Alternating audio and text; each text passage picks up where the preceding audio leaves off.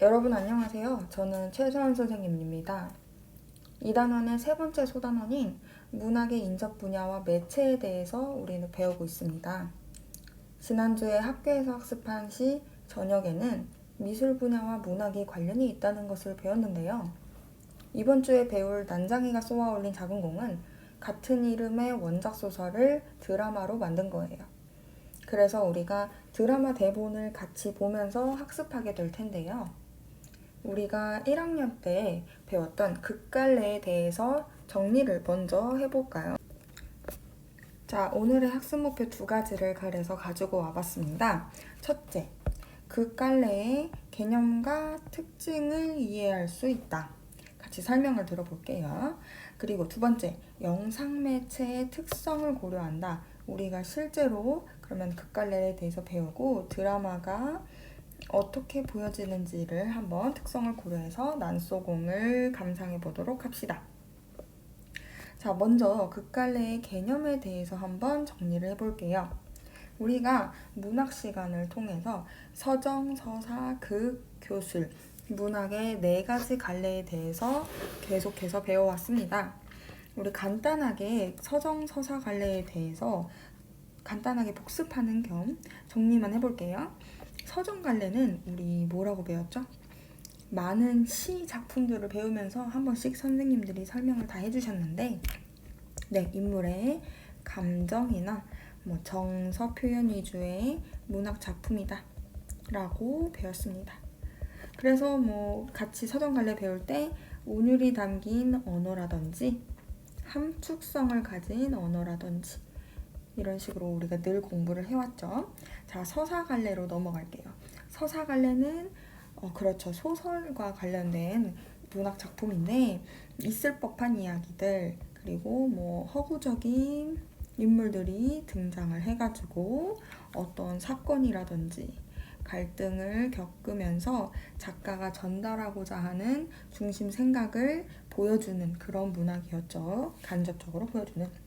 자, 그러면 우리가 극갈래에 대해서는 한번 같이 꼼꼼히 정리를 해볼게요. 우리 실제로 대학로에 가서 연극을 본다던가 하는 아니면 연극 동아리에 연극 공연을 관람한다던가 했던 그런 경험이 있을 거예요. 우리가 그 경험들을 잘 떠올려 보면 무대 위에서 등장인물들이 나타나서 대사를 내뱉고 실제로 액션을 취하는 그런 갈래가 이제 극갈래라고 할 수 있습니다. 이거를 선생님이 한번 또 정리를 해볼게요. 등장인물들이 일단 나와야겠죠.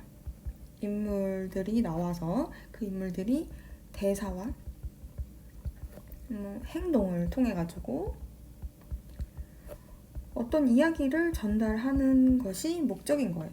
그러면 그 어떤 하나의 이야기, 스토리가 진행이 되기 위해서는 마치 소설과 비슷하다라고 생각할 수 있는데 어떤 특정한 사건이나 사건과 갈등을 펼쳐주는 그런 문학이죠. 그래서 선생님이 정리했을 때는 인물의 대사와 행동을 통해 사건과 갈등을 우리에게 눈앞에서 직접 보여주는 그런 문학 작품이다. 그런 문학 양식이다. 이렇게 정리를 해볼 수 있을 것 같아요. 자, 그리고 그러면은 여기에서 선생님이 극갈래랑 서사갈래랑 둘 다 똑같이 갈등, 사건에 대해서 얘기를 했는데 이건 똑같은 부분이 아닌가요? 맞습니다. 이 두 갈래는 서사갈래와 극갈래는 실제로 갈등의 문학이다 라고 별명처럼 불러준답니다. 그래서 실제로 우리가 소설 배울 때 중요한 구성의 3요소로 배웠던 게 인물과 사건, 배경이 중요하다라고 배웠죠. 극갈래도 마찬가지로 구성 요소 중에 인물, 사건, 배경 이 세 가지가 중요한 편에 속합니다. 그러면 둘의 차이점은 무엇이냐? 이것도 1학년 때 우리 중요하게 배웠다고 들었는데, 자, 소설가 같은 경우에는 이러한 사건이나 갈등을 누군가가 이야기를 대신 전달해주는 사람이 존재하죠. 그렇죠. 서술자가 존재합니다. 그래서 서술자가 우리에게 전달을 해줘요. 독자에게 이야기를 막 전해줍니다. 하지만 극갈래는 이러한 사건이라든지 갈등을 독자, 즉 관객들의 눈앞에서 직접 보여주는 그런 부분이 있다는 점이 차이점이 있습니다. 좋아요. 그러면 우리 뭐 교술갈래도 나온 김에 잠깐만 정리해보자면 뭐 작가가 직접 이렇게 자신이 겪었던 뭐 사실이라든지 경험이라든지 뭐 사색도 추가할까요? 깊은 생각 이런 것들을 통해서 독자에게 교훈이라든지 감동을 전달해주거나 뭐 깨달음, 자신이 이러한 깨달음을 얻었다 이렇게 정리해 볼 수가 있습니다. 자, 그 중에서도 우리 극갈래에 대해서 한번 제대로 배워봅시다.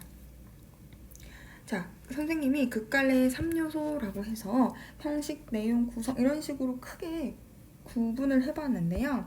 형식 측면에서 3가지 3요소를 한번 살펴봅시다. 이건 해설과 지시문,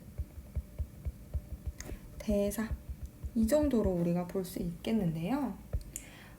극갈래의 실제 3요소라고 하면 보통 이 3가지를 이야기하는 게 보편적인, 일반적인 요소라고 볼 수 있습니다. 해설과 같은 경우에는 우리가 자꾸 헷갈릴 수가 있는데 극 대본을 읽을 때 맨 첫 번째 부분이나 아니면 그 장면 구성 그 사이사이마다 그 배경을 설명해주는 그런 부분을 우리가 해설이라고 할 거예요. 우리가 그랬던 거 많이 들어봤죠. 그래서 실제로 해설은 뭐 등장인물들이 어떤 인물들이 나타나는지 뭐 어떤 옷을 입었다거나 아니면 어떤 표정을 하고 나타난다거나 씩씩거리면서 다가온다 이런 식으로 짧게 설명을 한다던가 아니면 지금 그 무대가 펼쳐지는 배경 이런 것들이 어떤 것인지 자세하게 설명을 해두은 것이 해설이 됩니다. 그래서 등장인물이나 배경 등에 대한 설명을 우리가 해설이라고 할 수 있습니다. 우리 여러분들이 자꾸 헷갈리는 것들이 연극 대본을 보고 너희가 등장인물을 나눠봐라 할 때 해설을 등장인물이라고 생각해서 누가 읽어주는 역할을 늘 부여하는 그런 경우가 있어요. 이 해설과 같은 경우에는 누가 읽어주는 게 아니에요. 누가 읽어주는 게 아니에요. 누가 읽어주는 것이 아니라 그냥 이 극본을 읽고 연기를 하는 사람이라든지 아니면 그냥 이 극본을 읽는 독자들이 머릿속에서 등장인물들을 그려볼 수 있게끔 이해를 돕기 위한 거예요. 네, 이건 참고로 알아두시면 좋을 것 같습니다. 자, 다음으로 지시문을 볼게요. 지시문은 우리가 실제로 이 대본 안에서 보통 괄호 안에 들어가 있는 그런 문구들을 보고 지시문이라고 칭하죠. 그래서 지시문은 크게 2가지로 나눌 수 있는데 행동 지시문과 그리고 무대 지시문으로 나눠볼 수 있어요. 행동 지시문은 말 그대로 등장인물들이 어떤 행동을 하는지를 보여주는 겁니다. 등장인물들이 예를 들면 버럭 소리를 지르며 이런 식으로 말투라든지 자세 이런 것들을 설명을 해주는 거예요. 자세나 동작이라든지 표정 이런 것들. 그래서 예를 들면 뭐가 있을까요? 영수 땡땡 환하게 웃으며 왔니? 인사하는 거죠. 이런 식으로 이런 부분들을 행동 지시문이라고 할 수 있습니다. 자, 그리고 다음에 무대 지시문도 말 그대로 어떤 무대 장치가 지금 필요한지 아니면 어떤 배경을 암시하고 하는 것인지 소리는 어떤 소리가 나타나야 되는지 그리고 조명은 밝게 켜져 있어야 된다든지 이런 것들 모든 것들이 다 해당될 수 있습니다. 자, 다음 마지막으로 대사는 3가지로 나눠볼 수 있는데요. 크게 2명 이상의 인물이 말을 주고받는 대화 그리고 한 명의 배역이 나와서 혼잣말을 하는 독백. 여기까지는 쉽죠. 그리고 많은 학생들이 헷갈리는 방백이라는 것이 있습니다. 이 대화와 독백에 대해서는 따로 정리를 하지 않아도 방백에 대해서만 짧게 설명을 해보자면 예를 들면 이제 무대 위에서 두 명 이상의 배우가 나왔어요. 뭐 A라는 배우와 B라는 배우가 무대 위에 이렇게 올라가 있습니다. 근데 이 A라는 배우가 혼자 생각을 하는 그런 대목인 거예요. 아, B랑 있는 거 불편해. 혼자 생각을 하고 있어요. 근데 이 앞에 있는 관객들한테 실제로 A라는 이 배우가 이 생각하는 걸 들려주려면 입 밖으로 대사를 내뱉어야 돼요. 그러면 이 B도 듣는 거 아닌가 하고 착각을 할 수가 있는데 A가 혼잣말로 B랑 있는 거 참 불편해 라고 얘기했을 때 B는 못 들은 것이라고 생각을 하는, 약속을 하는 그런 대사가 방백입니다. 그래서 이 부분을 글로 한번 정리를 해보자면 관객한테는 들려주는 거예요. 관객은 들리는데 상대 역은 못 듣는 것이라고 약속하는 거. 그런 대사가 방백이라고 볼 수 있습니다. 자, 쉽죠, 여러분? 자, 그러면 이제 극갈래 3요소 중에서 내용적인 측면에서는 우리 아까 선생님이랑 살펴봤던 인물, 사건, 배경이 중요한 요소가 되더라. 이건 이제 소설 할 때도 늘 반복해 왔을 테니까 넘어가도록 할게요. 자, 그리고 극갈래 구성에 대해서도 짧게 얘기하고 싶은 게 있는데 우리가 익숙한 구성 단계는 발단으로 시작해서 전개, 그 다음에는 위기라고 말하는 학생들이 많을 텐데 우리는 지금 극갈래를 배우고 있습니다. 극갈래에서는 결정이 그 다음에 오고요. 그 다음에 하강, 마지막으로 대단원. 이런 5가지 구성 요소를 가지고 있습니다. 자, 처음 본 친구들도 있을 텐데 소설과 한번 비교를 해볼까요? 소설과 같은 경우에는 발단, 너무 쉽죠? 전개, 그 다음에 위기, 점점 갈등이 고조되죠? 그 다음에 최고조를 이루는 절정, 그리고 마지막 갈등이 해소되는 결말. 이런 것이 이제 소설의 5단계였어요. 그죠? 그러면 뭐 이런 식으로 그림도 많이 그리잖아요. 갈등이 점점 고조돼서 절정에서 클라이막스를 찍고 결말에 휙 끝나는. 그러면 우리가 이제 극갈래를 한번 보면 발단, 전개, 결정, 여기서 클라이막스를 찍고 내려와요. 하강, 대단원. 이렇게. 이런 그래프상으로도 차이가 있다라는 점 알아두시면 좋을 것 같습니다. 갈등의 최고조는 똑같이 절정이에요. 갈등의 최고조는 절정이야. 하지만 이 하강이라는 게 그럼 도대체 무엇이냐? 요거에 대해서만 짧게 얘기를 해보자면 극적인 부분에서 뭐 반전이 일어난다던가 아니면 뭐 극적인 전환점이 된다든지 갑자기 해결된 그런 실마리가 보이는다든지 이런 부분들이 하강이라고 합니다. 그리고 대단원도 뭐 처음 봐서 물어볼 수 있겠지만 결말이랑 비슷하다고 보시면 돼요. 갈등이 해소되는 부분이다. 뭐 아니면 다른 말로 하고 싶으면 뭐 사건이 종결되는 그런 측면이다. 이렇게 볼 수가 있겠습니다. 자, 그러면 이제 우리 극갈래와 서사갈래에 대해서 더 자세하게 한번 비교를 해볼게요. 간단하게 선생님이 표로 정리를 해보았습니다. 자, 여러분들과 함께 정리해 볼게요. 극갈래와 서사갈래의 가장 큰 차이점은 갈등을 직접 전달하느냐, 누군가를 내세워서 간접적으로 말을 해주느냐, 그 차이였어요. 자, 극갈래는 특히 그런 것들 이제 이야기를 대신 전달해주는 사람, 그죠? 서술자가 따로 존재하지 않았습니다. 서술자가 없음. 자, 서사갈래는 반면에 서술자가 존재한다.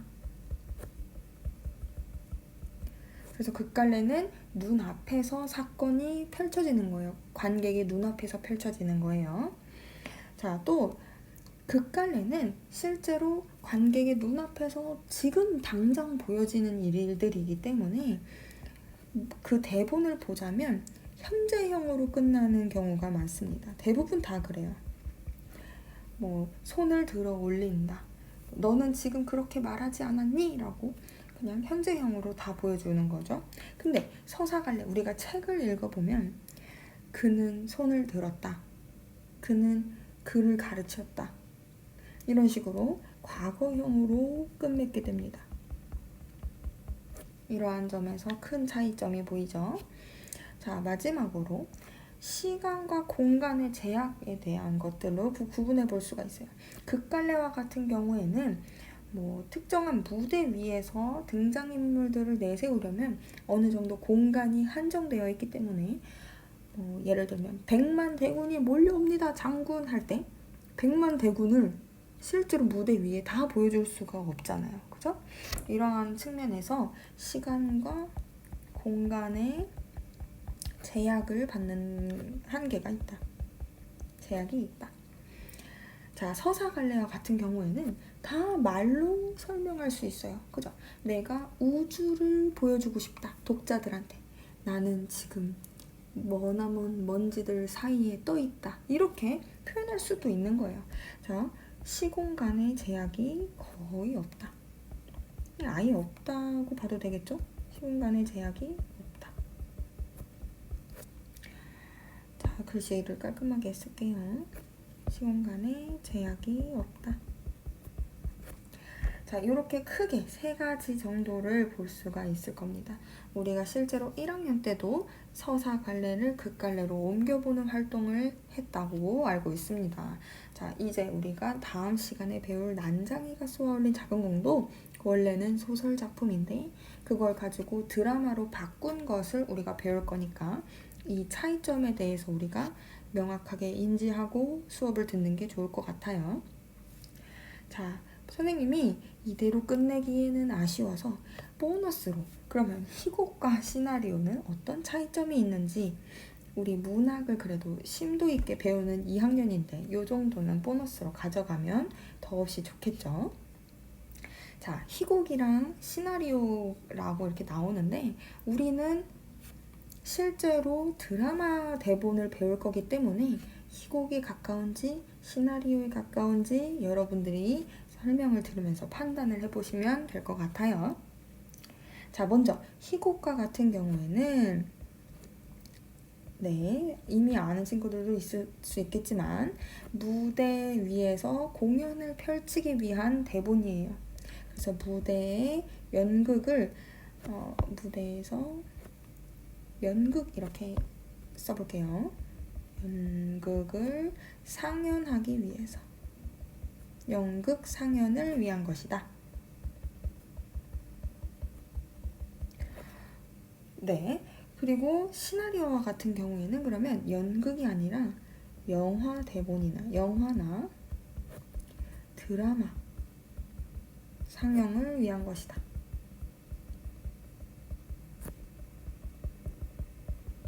그러면 벌써 아까 선생님이 얘기한 질문에 답이 나왔죠.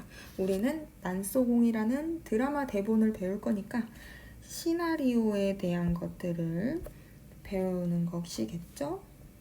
자, 다음으로 넘어가 보도록 할게요. 희곡과 같은 경우에는 구성 단위가 무엇으로 되어 있느냐면 자, 우리 연극 대본 같은 걸 보면 이런 게 있어요. 제1막, 제3장 이런 게 제1막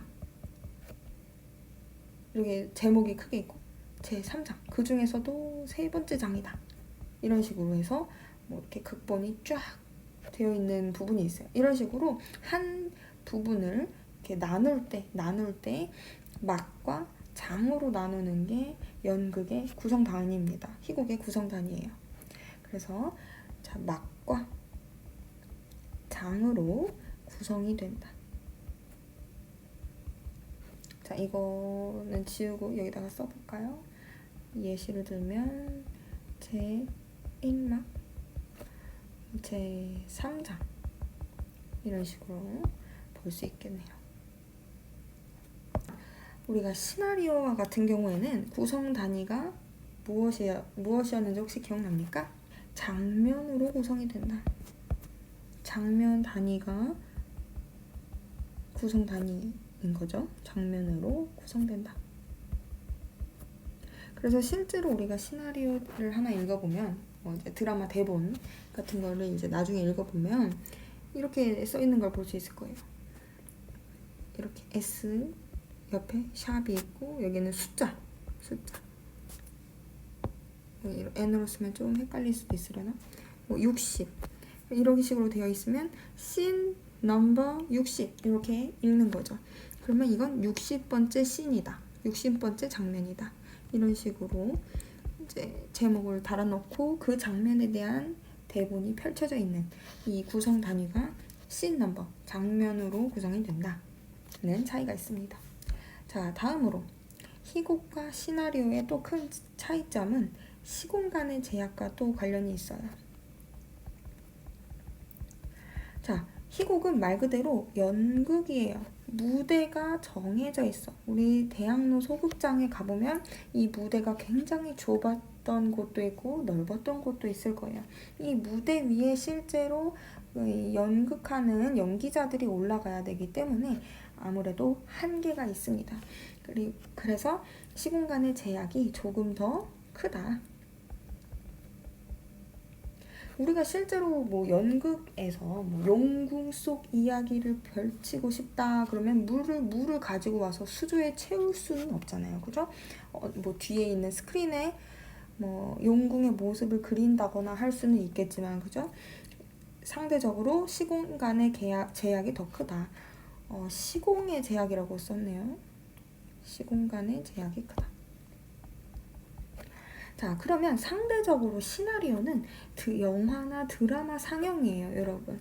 우리가 극장에 가서 영화를 볼 때를 한번 생각해 봅시다. 아니면 TV를 틀어서 드라마를 보는 걸 생각해 보세요. 여기에 실제로 배우들이 연기를 한 것을 찍어서 보여주는 거죠.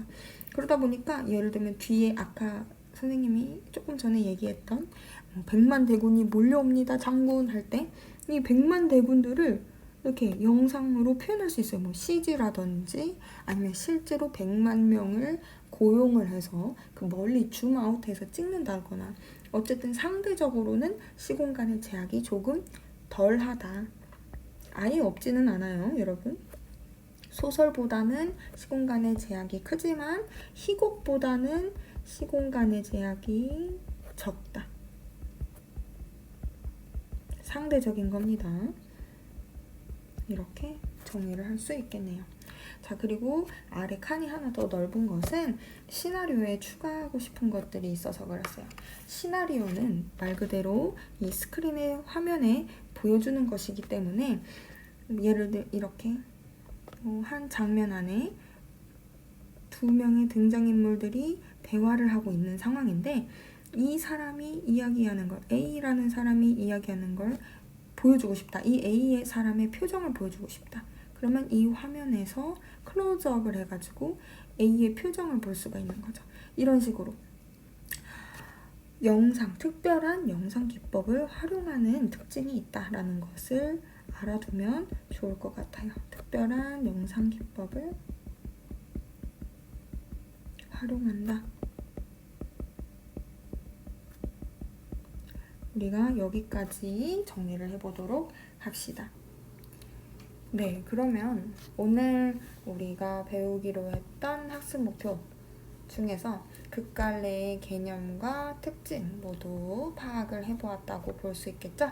자, 그리고 영상 매체의 특성을 우리가 이제 배워봤으니까, 극갈래의 특성을 배워봤으니까 이것들 중에서도 또 아직 덜 배운 게 있어요. 그죠? 실제로 영상 매체를 봐야지 좀 와닿는 게 있을 테니까 그것들을 고려해서 작품을 감상해본다. 요것들은 여러분들이 바로 다음 그 과제로 올라온 것에서 난정이가 쏘아올린 작은 공 대본을 교과서를 펴놓고 읽으면서 한번 여러분들이 정리를 해보는 그런 과제를 올려두도록 하겠습니다. 자, 여러분 그러면 다음 시간에는 난장이가 쏘아올린 작은 공 대본을 통해서 실제로 영상 매체로 어떻게 와닿았는지, 그리고 난장이가 쏘아올린 작은 공의 내용에 대해서 더 심화 있게 배워보도록 하겠습니다.